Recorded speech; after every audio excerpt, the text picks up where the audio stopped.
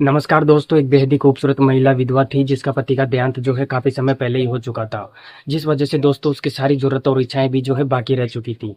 उसकी जरूरत जो है कोई भी पूरा नहीं करता था, उसका पति भी नहीं किया। इसलिए जब भी वो अपने ससुर को देखती थी तो उसकी ओर आकर्षित हो जाती थी, और ससुर भी जब उसको देखता था तो मुस्कुराने लगता था। दोनों का सेटिंग हो चुका था।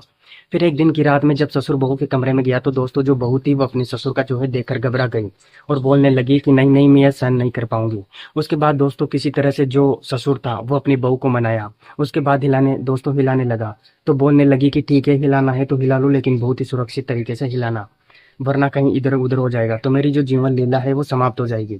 तो दोस्तों आज की जो कहानी है बहुत ही रोचक और ज्ञानवर्धक होने वाली है। आप लोगों को इस कहानी के पूरे घटनाक्रम के विषय में यदि जानना हो तो जो है मेरे साथ बने रहिए।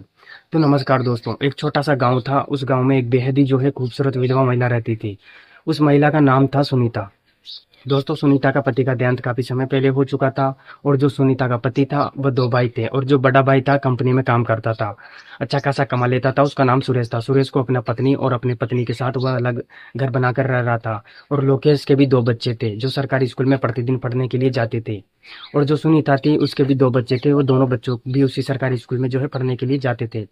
जिस स्कूल में मुकेश के बच्चे जाते थे, और सुनीता अपना घर का खर्चा चलाने के लिए घर पर ही जो है एक सिलाई सेंटर खोल रखी थी, जिसमें उस गांव की कुछ लड़कियां और जो है महिलाएं सिलाई सीखने के लिए जाया करती थी।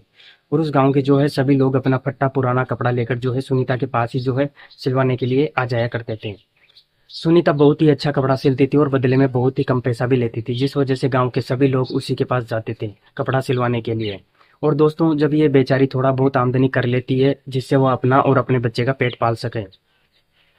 दोस्तों जो लोकेश था वो सुनीता से जो है डिवाइडेड था, लेकिन बहुत ही हैंडसम और स्मार्ट था। जब भी सुनीता लोकेश को देखती थी तो देखते ही रह जाती थी, क्योंकि लोकेश जो था वो अच्छा खासा कमाता भी था और अपनी पत्नी को जो है खूब मान दुलार करता था। जब भी जो है शाम को वो अपने काम से जो है वापस घर आता था तो दोस्तों बहुत सारी मिठाइयाँ लाता था, कि वह कंपनी में जो है ड्राइवर का काम करता था, गाड़ी चलाता था। और बेचारी जो सुनीता है बहुत कम समय में जो है विधवा हो चुकी थी, जिस वजह से उसकी सारी इच्छाएं और जरूरतें भी जो है बाकी थी, जो उसका पति था पूरी नहीं कर पाया था। जिसके चलते जब भी वह अपने लोकेश को देखती थी तो उसकी ओर जो है आकर्षित हो जाया करती थी और मुस्कुराने लगती थी। और जो लोकेश लोकेश भी जब सुनीता को देखता था तो वह भी मुस्कुराने लगता था। दोस्तों दोनों का सेटिंग हो चुका था। फिर एक दिन की बात है, जो लोकेश था वह सुनीता को रास्ते में मिल जाता है।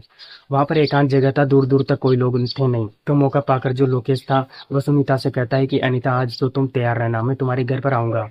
उसके बाद दोस्तों जो अनीता थी वह लोकेश की ओर देखकर वहां से जो है मुस्कुरा कर निकल लेती है, कुछ बोली नहीं। उसके बाद दोस्तों जो लोकेश था वो समझ गया कि सुनीता का भी जो है मन है। फिर दोस्तों उसके बाद जो लोकेश था वो अपना कंपनी में गाड़ी चलाने के लिए चला गया। लेकिन जब शाम हुआ और जब वो शाम पर जो है दोस्तों घर आया तो अपने साथ बहुत सारा मिठाइयाँ लेकर आया सुनीता के लिए। और दोस्तों उन मिठाइयों को जो है घर पर सज्जे पर रख दिया। उसके बाद दोस्तों जब रात हुआ और गांव के सभी लोग खाना पीना खाकर अपने अपने घर पर सोने के लिए चले गए तो लोकेश चुपके से सुनीता के घर पर उस मिठाई को लेकर चला गया। उसके बाद दोस्तों जब वह गया तो बहुत ही प्रेम से जो है सुनीता को अपनी पत्नी की तरह मिठाई खिलाया। और मिठाई खिलाने के बाद दोस्तों वह धीरे धीरे अब सुनीता की ओर जो है अग्रसर होने लगा। उसके बाद दोस्तों जब सुनीता का नजर मुकेश के ऊपर पड़ा तो दोस्तों वह काफी घबरा गई। तो वो बोलने लगी कि नहीं, मुझे जो है सहन नहीं होगा। उसके बाद जो लोकेश था वो सुनीता की इस बात से जो है काफी क्रोधित हो गया था और बोलने लगा कि मैं कितना मेहनत से तुम्हारे लिए एक जो है अच्छी अच्छी मिठाइयाँ लाया हूँ, अपने पति को ना देकर तुम्हें खिलाया हूँ, और तुम जो है अब आने के बहाना जो है बना रही हो। अब उससे क्या हो जाएगा, मैं हूं ना, जो भी काम करूंगा सही तरीके से करूंगा। उसके बाद दोस्तों जब किसी तरह से सुनीता को बहला फुसला कर दोनों हिलाने लगा। उसके बाद दोस्तों जब वो कुछ ही देर तक हिलाया तो सुनीता को भी अच्छा लगने लगा। तो अनीता और सुनीता से बोलने लगी कि ठीक है, हिलाना है तो हिला लो, लेकिन जो है बहुत ही सुरक्षित तरीके से हिलाना, वरना कहीं इधर उधर हो जाएगा तो मेरी जो जीवन लीला है वो समाप्त हो जाएगी। उसके बाद दोस्तों जो लोकेश था वो बहुत ही सुरक्षित तरीके से जो है हिलाने लगा। फिर दोस्तों वो पूरी रात में लोग अपना मनोरंजन करते रहे, और जब सुबह हुआ तो लोकेश चुपके से जो है अनीता के घर से निकलकर अपने घर पर चला आया। लेकिन दोस्तों जब वह घर आया तब तक जो उसकी पत्नी थी वह जग चुकी थी और उसको घर में आते हुए देख लेती है। तो वो पूछने लगती है कि सुनीता से कि तुम जो है इतनी सुबह सुबह कहाँ से आ रहे हो, और जब मेरी रात में जो है नींद खुली तो तुम बिस्तर पर नहीं थे, सच बताओ तुम कहाँ से गए थे। उसके बाद दोस्तों जो सुनीता था वो सोचने लगा कि अब तो मेरी चोरी पकड़ी जाएगी। फिर दोस्तों वह किसी भी तरह से अपने पति से बहाना बनाकर उसे बहला फुसला कर दोस्तों अपने कमरे पर चलता बना।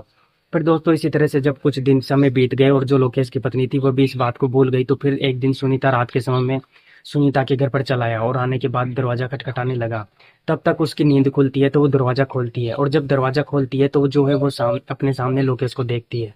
तो उसे अंदर बुला लेती है। उसके बाद वह लोकेश से कहती है कि देखो तुम इस तरह से ना आया करो, यदि गांव वालों को जो है या तुम्हारी पत्नी को इस बात का पता चला या पता चल जाएगा तो वे लोग मुझे गांव से निकाल देंगे, फिर मेरा क्या होगा। उसके बाद दोस्तों जो लोकेश था वो सुनीता को ये बात बोलता है कि तुम्हें लोग से गांव निकाल भी देंगे तो मैं सहारा दूंगा, तुम मेरी पत्नी बन जाना, मैं तुझसे शादी कर लूंगा। फिर दोस्तों इसी तरह से सुनीता को बहला फुसलाकर उसके साथ अपना कार्यक्रम करने लगा। फिर दोस्तों उन दोनों को कार्यक्रम करते करते सुबह हो गया। उसके बाद दोस्तों जब सुनीता के घर से वो निकला, अपने घर पर गया, तो उस दिन भी उसकी पत्नी जग चुकी थी और जाते जाते के साथ ही कढ़ाई के साथ पूछताछ करती है कि बताओ बताओ कि तुम रोज रोज कहाँ के समय कहाँ जाते हो, मुझे तो कुछ समझ नहीं आता, तुम रात के समय कहाँ जाते हो। तो जो लोकेश था वो समझ गया कि आज उसकी चोरी पकड़ी गई, ये उसकी पत्नी ये आज रात जान कर रहेगी। फिर दोस्तों उसके बाद जो दोनों पति पत्नी थे इस बात को लेकर आपस में लड़ने लगते हैं और दोस्तों लड़ाई इतना ज्यादा हो जाता है कि जो लोकेश था वो अपना आपा खो बैठता है और बोलने लगता है कि मैं तुम्हारी बहन जो है अनीता के कमरे में जाता हूँ और उसके साथ अपना कार्यक्रम करता हूँ, उसके साथ रहना भी मुझे बहुत पसंद है और उसके शादी भी करूंगा। उसके बाद दोस्तों जब लोकेश की पत्नी को इतना बात का पता चलता है तो उसके पैरों तले जमीन खिसक जाती है और वो लोकेश को जली कट्टी सुनाने लगती है। कहती है कि वह तो तुम्हारे भावे हैं और तुम भावे के साथ जाकर डेली रात में मुंह काला करती हो, तुम्हें शर्म नहीं आती। फिर दोस्तों इस झगड़े के बाद से जो गांव के लोग थे वे सभी लोग जान जाते हैं कि जो लोकेश था वो मुंह काला करता है। फिर दोस्तों गांव के कुछ मुखिया सरपंच लोग थे, उन लोगों को भी इस बात का पता चलता है। वे लोग पंचायती बैठा देते हैं और उस पंचायती में लोकेश और सुनीता दोनों को जो है बुलाया जाता है और दोनों से जो है दिल की बात पूछा जाता है। तो जो सुनीता थी वो कहती है कि हाँ मेरा जो भैंस है रात में कमरे में आता है और हम दोनों पति पत्नी के बीच में होता है, वो सारा काम करते हैं। उसके बाद दोस्तों जो लोकेश था वो भी कहता है कि हाँ सुनीता मुझे पसंद है, मैं इसके साथ ही रहूंगा और शादी करना जो है इससे शादी करना मैं पसंद करूंगा। उसके बाद दोस्तों जो गांव के सभी लोग थे और मुखिया सरपंच थे वे लोग आदेश दे देते हैं कि यदि तुम दोनों को पति पत्नी बनकर रहना है तो गांव में नहीं रहना होगा, तुम्हें गांव से दूर जाना होगा। गांव में रहकर ये सब काम करोगे तो बाकी लोगों पर भी इसका प्रभाव असर पड़ना धीरे धीरे शुरू हो जाएगा, समाज पर गंदा असर पड़ेगा। उसके बाद दोस्तों जो सुनीता और अनीता थी उसके बाद पंचायत की वो दोनों पति पत्नी बात मान लेते हैं और एक मंदिर में जाकर चले जाते हैं। उसके जाने के बाद दोनों एक दूसरे के फूलों का हार पहनाकर भगवान को साक्षी मानकर पति पत्नी बन जाते हैं। 2-4 दिन तक गांव में रुके, उसके बाद पता नहीं वे लोग कहाँ चले गए, आज तक उनका कोई अता पता नहीं हो। तो दोस्तों जो कहानी थी आज की वो बस यहीं तक थी। दोस्तों इस कहानी को सुनाने का मेरा उद्देश्य किसी का दिल दुखाना नहीं था बल्कि आप लोगों को सतर्क और जागरूक करना था। मिलते हैं दोस्तों किसी ऐसी कहानी के साथ, तब तक के लिए दोस्तों जय हिंद, वंदे मातरम।